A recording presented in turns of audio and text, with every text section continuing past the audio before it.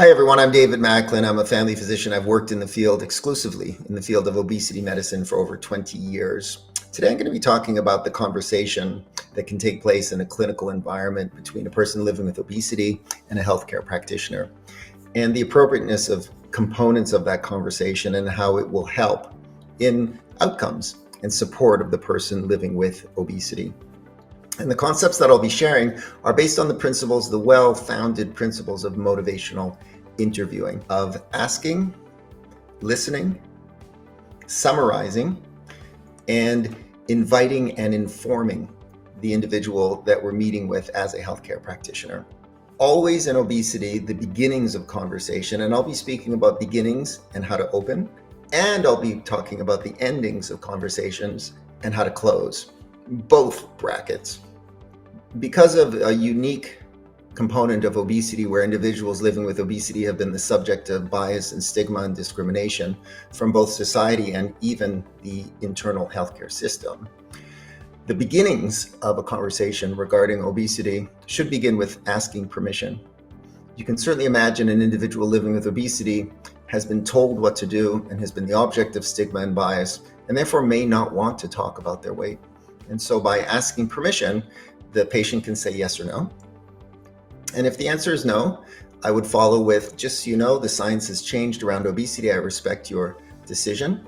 And if you ever do wish to talk about your weight, I'd like to offer you a red carpet invitation to come in and have a conversation with me about the advancements, the recent advancements in our understanding of struggling with weight and treatment principles. And if the answer is yes, and that's where we'll start this conversation today, if the answer is yes, back to the ask, listen, summarize, invite, inform format of motivational interviewing.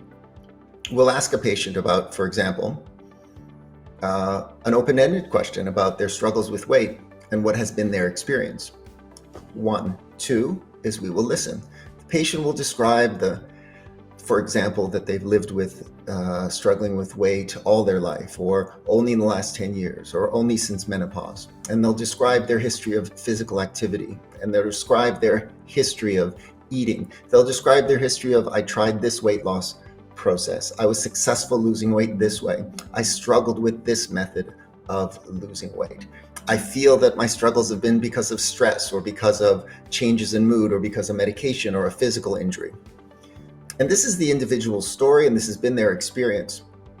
And so we've listened. Next, never to be underestimated, the power of summary. And so summary means leaning into a patient and saying, after listening carefully, so what you are telling me is, or correct me if I'm wrong, or what I hear you saying is that you've struggled with weight since A and B. You've tried A and B and C. Your experiences were through stress or through work or through a physical injury, that this and this and this happened, and you're describing that it's been very frustrating for you and very difficult.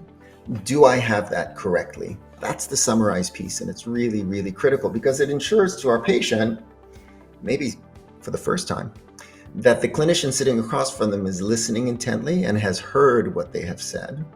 By summarizing what they have said, 1, it helps the individual understand that they've been heard. And 2, it might even encourage them to share more because, oh my God, this person's now listening to me.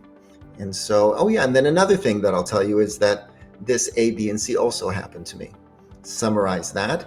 And so we've gone through the first 3 stages of motivational interviewing, and the method now, and the 4th component, which we're calling invite, inform, is the method of closing the conversation. We spent a lot of time with healthcare practitioners over the last 10 and 15 years teaching them how to open conversations. Our bad, we didn't teach them how to close the conversation. And a very busy physician, clinician, healthcare practitioner with a busy waiting room might be a little worried and scared about opening a conversation if they don't feel confident closing it. And so how do we close it? How do we enter into the inform invite? We've summarized what we heard from the patient. An example of an inform invite, and there might only be 5 or 6 or 7 in all of obesity medicine. I know it sounds doable, doesn't it? An example of an inform invite would be, after we've summarized, I'm wondering if you would consider the following. You hear the invitation.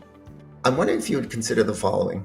The science around obesity has really changed, and weight management. What we've learned is, and now we understand, is that 70 or so percent of someone's risk of struggling with weight in their lifetime is conferred genetically. We know that this is now considered to be a brain-centered condition. We all inherit a unique appetite system where our weight is regulated in parts of the brain we don't even have access to, where our metabolism is regulated, where our appetite, where cravings, where fullness, where how high it is likely to be to where we will be gaining weight in our lifetime. And it's genetically variable from person to person. And it's also a progressive condition. In other words, it gets more difficult over time to manage. We've learned that as well.